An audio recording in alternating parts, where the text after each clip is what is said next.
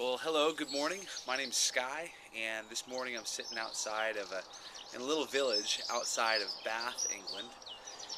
This morning I was reading in Romans chapter 14 as Paul is talking about accepting the brother who thinks it's bad to eat meat, and compared to the person who thinks it's okay to eat meat.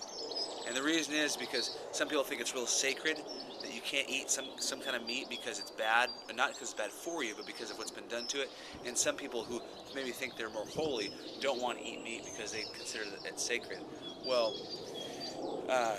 at the end of those verses, he says, or actually at the beginning, this is in King James Version 14:3.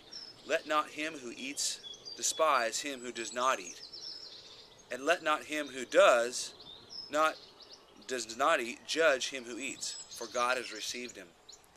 And later on it says, so one of the verses it talks about God accepting him whose faith is weak. And what it says, one man considers every day alike, and then one man considers one day more sacred than the next. And about that person, God says, each one should be Paul says, each one should be fully convinced in his own mind. To his own master, one man stands or falls, and the Lord is able to make him stand. And so it was made me thinking this morning, just about thinking about how other people view things, their opinions, or how they consider their relationship with God. I shouldn't necessarily judge them because one thing is because they consider Sunday really special, and maybe I don't. Or they consider not listening to a certain kind of music real important, and I don't. I shouldn't judge that. But each one should be fully convinced in his own mind. It makes me wonder what Paul's talking about when he says each one.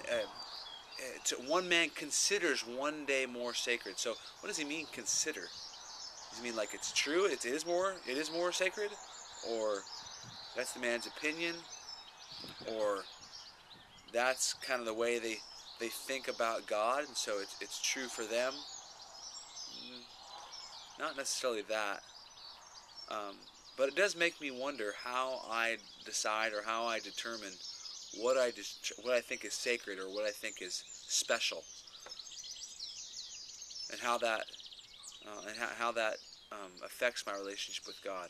I do something because I want to honor God and because I think that what I'm doing is making God happy. But if I think that what I'm doing is not making God happy, then I probably shouldn't be doing it. Doesn't mean that I'm going to judge the other guy for not, or for doing it.